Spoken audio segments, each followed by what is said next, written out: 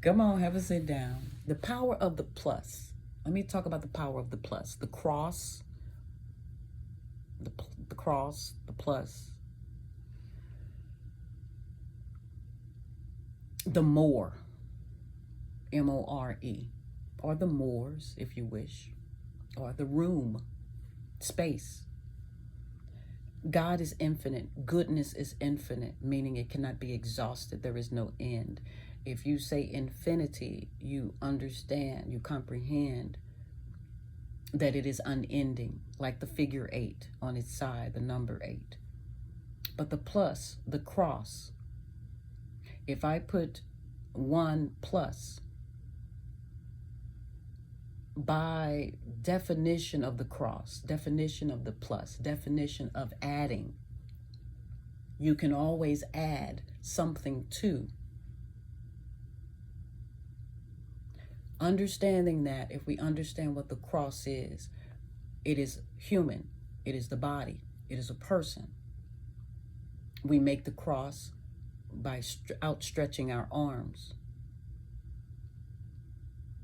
and standing at attention. And so it is symbolic that there is always something that can be added to us. We are infinite beings. We go beyond our body. We are the cross. The archetype of Jesus. The hierarchy of angels. And I like to use the word higher arch. That's another interesting thing we just agreed to as it pertains to the English language and the Tower of Babel. Sometimes there's a hard C, a soft C. Sometimes the P is silent. We have all of these different exceptions to the rule that allows us to realize we've made it up, or we've agreed to it, we've allowed it. When I started to see the word cancer with a soft C, a C or C as the option, and put a parenthesis there and say answer. So not A or B, but C as the answer. It turned my life around. It changed my way of thinking, my pair of quarters, instead of a pair of dimes. It's a play on words. We are the tree of knowledge.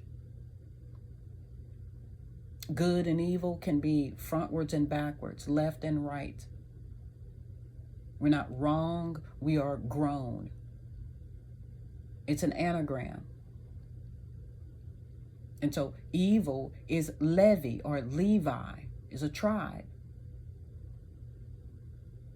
Levi, or the Levitical priesthood, I would believe if we put that on today's template, or in this modern day's template, it would be the woman who stayed at home, or the person that stayed at home, and then the breadwinner, so to speak, would bring home the tithes, bring home the tenths. We call it 10 toes down, 10, all hands on deck.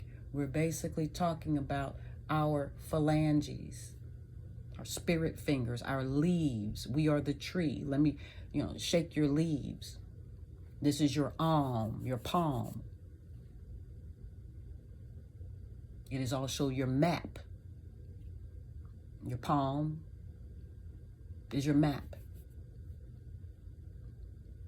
with an L.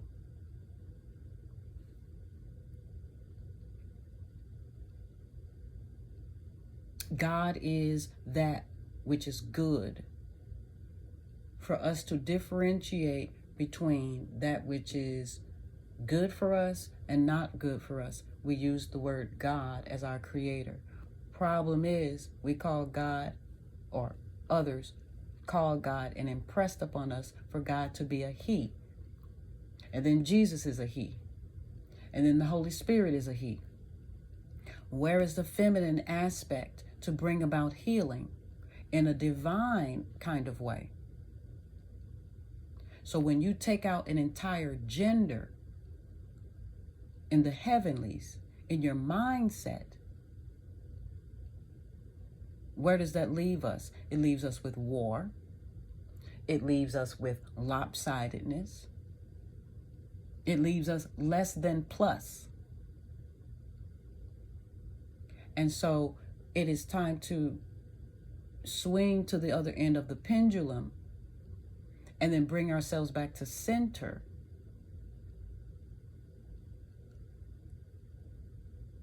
We are the money. We are the value. Your mouth, your mind, your face, your feet, your hands, those are your value centers, your value points. And I don't care how cute, ugly, indifferent you think you are. It's what you got. It's what you're working with. You can enhance it. You can degrade it. But it's what you have. And so a few days I got in the mirror and I said, look, this is your face. This is what you're dealing with. This is who you are in this time. This is what you're presenting to the world. Get used to it. Like it. Love it. Want more of it. But don't despise who you are by no means. I don't like my nose. I don't like my face. I don't like that mole or whatever. It's yours. If you've got the means and the finances, burn it off if you must. If that's really going to solve how you feel about yourself. But self-acceptance right where you are, go look in the mirror and decide, this is who I am in this lifetime. I can lighten this skin. I can darken this skin. I can start playing around with it. I can beautify it. I can dress it. I can keep it. I can make it smell good. I can let it deteriorate, but it's mine. I choose to dress mine and keep it clean, healthy, whole, so that I can speak to you with more conviction. I choose to add to it. That's called value or appreciation. God gave us a blank palette. Talking to the, quote, average. 2 eyes, or the third eye if you're into all of that. But from a basic reality, human standpoint, you've got 2 eyes, a nose with 2 nostrils, 2 ears, 2 legs. This is what gives you your motion. This is what gives you your articulation. Use it. There is no one more important than the self, than the I. Without you, without the I, everyone else just continues on. But you don't. Not on this plane. So then that's why you become the most important person in the world, not in some self-idolatry kind of way, but just listen to the wording. I doll a tree. I dress up, I play a tree. So when the command was do not eat of that tree, basically saying don't listen to that person. They're going to tell you something that's going to mess you up. Going to get you kicked out the garden, get you kicked out the house. You're listening to your older brother, listening to the older cousin down the street, or the boy at school, or the girl at school, or that coworker. You know the ones. Oh, you ain't got to listen to that supervisor. He don't even be saying da, da, da, da, da, da.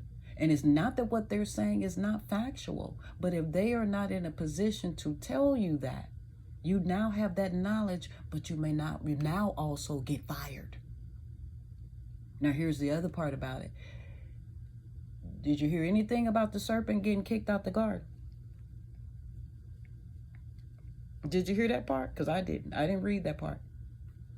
He said, you're going to go and crawl on your belly. But again, these are metaphors.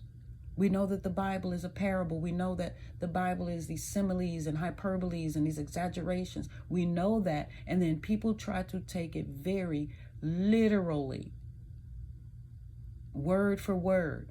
Got you standing, got this white, pale couple standing next to a tree with a serpent wrapped around it. Come on, man, grow up. These are the same foolish stories and tales that have storks flying through the air with a baby in the mouth. These are the same stories that's talking about this big, fat, jolly man squeezing down the chimney, bringing you goodies or not. These are for people that don't know how to tell the truth to their children.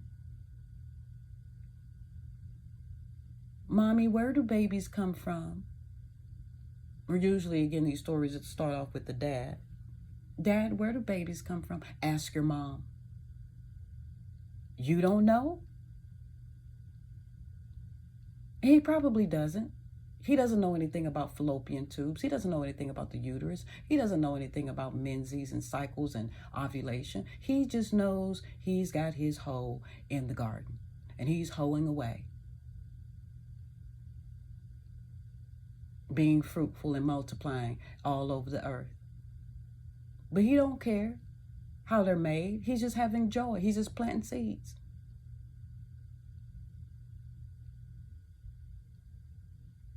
It's time to grow up. Grow all the way up and grow out. We are the tree in the garden. Women, ladies, females, you are the garden. You are the said garden. And the death was the laying down and, quote, sleeping together and making a baby prematurely and then having to go and work. Now, you can dress that story up however you want it, but please, somebody boycott the whole tree illustration. It starts off ill. It's sick.